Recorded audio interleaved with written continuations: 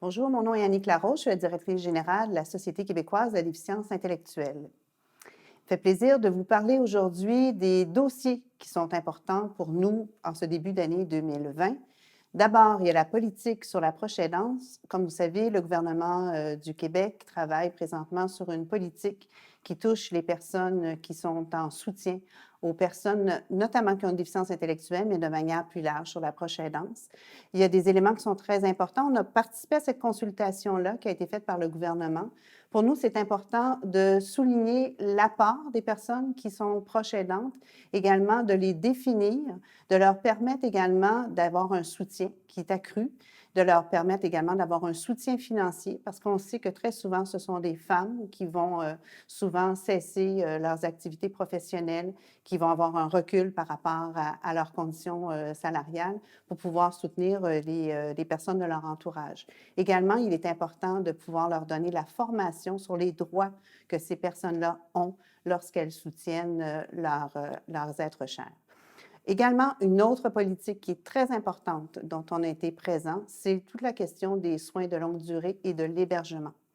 C'est un dossier qui est extrêmement important pour notre organisation et ça depuis plusieurs années, notamment au niveau de l'habitation. On sait qu'en déficience intellectuelle, beaucoup de parents vont investir énormément de temps afin de mettre en place des hébergements ou des milieux de vie qui sont vraiment mieux adaptés pour leurs enfants.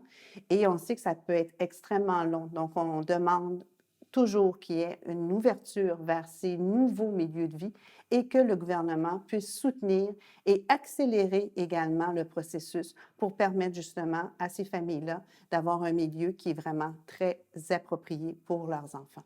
Également, on a participé au forum sur les soins de fin de vie qui touche les personnes qui sont inaptes. C'est un dossier qui est extrêmement important, extrêmement préoccupant, surtout avec l'arrêt Truchon-Gladu qui ouvre justement l'aide médicale à mourir, la possibilité de l'aide médicale à mourir pour les personnes qui ne sont pas nécessairement en fin de vie et qui sont en situation de handicap. C'est quelque chose qui nous préoccupe énormément. Finalement, un dernier dossier extrêmement important qui touche l'éducation, le bâillon pour passer le projet de loi 40 qui touche la gouvernance des commissions scolaires et leur abolition. Malheureusement, c'est très dommage parce que nous avons perdu un poste décisionnel, donc un poste qui représentait les élèves EHDA. C'est extrêmement regrettable parce que pour nous, il est extrêmement important que ces élèves-là, tout au long de leur vie, soient représentés et qu'elles puissent, par la voix de leurs parents ou par elles-mêmes, puissent exprimer leurs besoins. Donc, c'est une décision qui est assez regrettable et assez préoccupante lorsqu'on voit un peu l'état, notamment de l'inclusion scolaire et des orientations gouvernementales en ce moment. Alors voilà, ça fait un tour d'horizon des différents dossiers qui sont importants en ce début d'année 2020. Au plaisir de vous revoir très bientôt.